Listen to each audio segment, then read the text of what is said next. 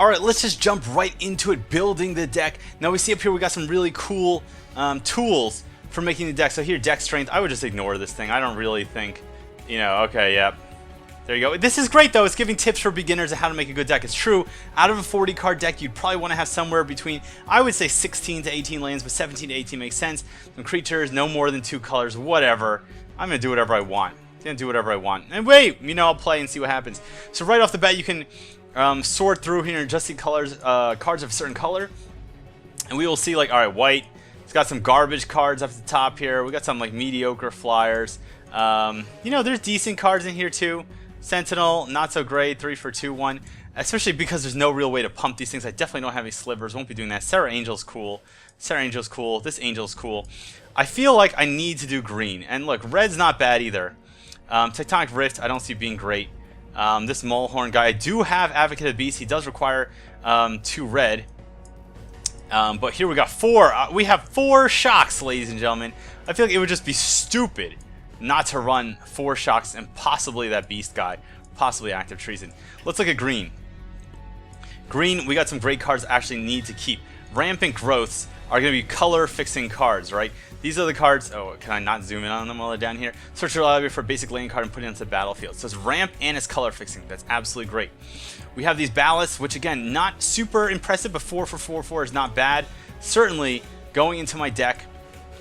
On the lower end of the spectrum, we got Primordial Hydra. Can come out on turn 3. It doubles its power every upkeep. That is insane. It's going in my deck. Dungrove Elder, I feel like it's going to go in my deck. This Recluse, great blocker, 2 for 1/2, reach, Death Touch, going in my deck. An Advocate of the Beast, 3 for 2/3. Every end step, you put +1/+1 counter target beast creature I control. I already have these 2 beasts. So if I have these 2 cards in play, that's gonna be a really good combo. And 3 for 2/3 is not bad. He's splashable, whatever. Brindlebore, whatever. We need creatures. We need creatures in deck. Fog is a good trick. Giant Growth's a good trick. Plummet, I don't know. Not a big fan of Plummet. Now let's look at red. Like right off the bat, you know, what can I pull into here? I could pull, I got 11 cards in the deck. I could pull in the 4 shocks. This short cutter, 2 for 2/1. It can prevent something from blocking. It's not great. It's not great. This thing's not bad. It is a beast, so it combos with those other cards. I do have Advocate of the Beast, so they play nice together. Do I want to go green, red, white? I don't know. That's a rough call. Some of these other cards would not be particular. This is not bad. 2 for 2/1. Whenever I play an instant or sorcery spell, I get a 1/1 elemental creature. I have a couple instant sorceries in here. You know, and I do need stuff on my mana curve. Like right now, if you look, you know, my mana curve is, this is your mana curve down here. It's called a curve because ideally you're going to have a bit of a bell curve to it. So you have, you know, some low casting cost cards and then tapering off so you don't have tons of expensive cards. So let's say I take this guy. Let's say I take 4 shocks. Absolutely taking 4 shocks. And yeah, I'll take this thing. The Mulehorn. Active Treason. Let's see, 9 creatures. I definitely need more creatures. I just definitely don't have that many right now. I could take this thing. 1 for 1/1 first strike sliver. It's just I don't have that many slivers. Fire Servant, 5 for 4/3. I just don't know how I feel about that. Let me just look into my other colors temporarily. If I went into blue, what kind of options do I got? Glimpse the Future. This could be mana fixing. It could be all kinds of fixing. You get to look at the top 3 cards of the library and pick whatever you need. We got this thing that's a nice finisher, 4 for a 5/5 flyer. And yes, it does die if something sacrifices it. As well, you gain control of target artifact. I don't know how big a deal that's going to be. Sleep is good. Bell Tower Sphinx is kind of over, you know, kind of expensive. Train Condor could be good, actually, to get some of my bigger beasts, give them flying to attack. Frost Breath, Archaeomancer, Tricks of Trade, not a big fan. Alright, so not that many great cards. We got some tapping abilities. Let's look at white. And I could always consider black going into it. Solemn Offerings are good. Get rid of artifacts and enchantments, gain life. Especially, I'm sure there's all kinds of nasty creature auras in here.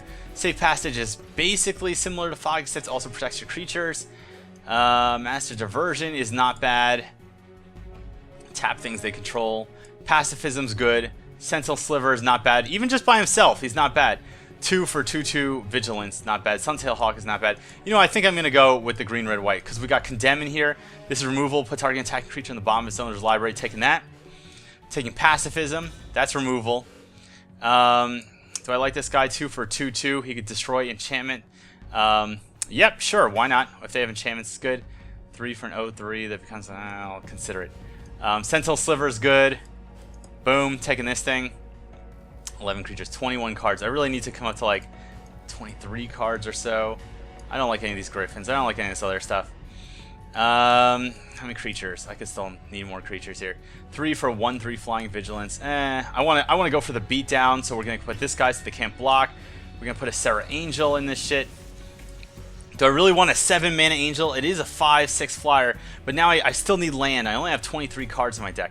Are there any other creatures? Like, my mana curve is looking pretty good. I'm very low on the mana curve to get things early. I'm kind of wondering if I really want the Dungrove Elder, but he is hexproof, so even as a 1/1 hexproof, he could be useful. Could definitely grow later in the game. I don't know how I feel about it. Mana curve's looking good. Definitely see a pretty even distribution between forests and then plains and mountains is what I'm going to need. So do I want 17 lands? Seems good. So now you can add lands to the deck. It can kind of auto-suggest them. If you hit this, it'll just show you. It wants to put in 8 forests, 5 plains, 4 mountains. That sounds totally fine to me, and here's the reason why. It's because mountain-wise, I only need 1 mountain really to be in play, because I only have red cards that, you know, most of the red cards only have 1 red required in their cost. This one requires 2, but it's also 4th turn play. Like, how often am I really going to be dropping down the 4th turn? Green I absolutely need. I have so much green in the deck. Plus, I need green in order to search out other lands. And then white, I have more white cards than other cards. Then red cards. We had the Serra Angel and the double white. We have some lower casting cost white cards. It's really important to be able to get something like this War Priest guy out on the 2nd turn. And here we got the Sentinel Sliver. And what was the other sliver? The other sliver was in red? It was these striking slivers. 1 for a 1/1 first strike. I don't really know. I wouldn't really go for more slivers like that unless I had, you know, more things to work with. Alright, so that's it. 40 cards in the deck, and that is... What does this thing do? What is settings? Okay, save changes. Okay, that's it. Anyway, everyone, I'm Wingspan TT from TopTierTactics.com, the 4th best commentator from YouTube. In my next video, I will be playing this deck against the AI so that I can start unlocking more booster packs to add to my deck. I hope you enjoyed this video. I hope you learned a little bit about sealed deck construction, and that you'll come back next time. Of course, always consider going to TopTierTactics.com. We're going to have all kinds of Magic the Gathering strategy on the site. We already have lots of old articles about general Magic strategy, but we will have stuff more specifically to Magic 2014 Duels of Planeswalkers coming up soon. Until then, and until next time, cheers!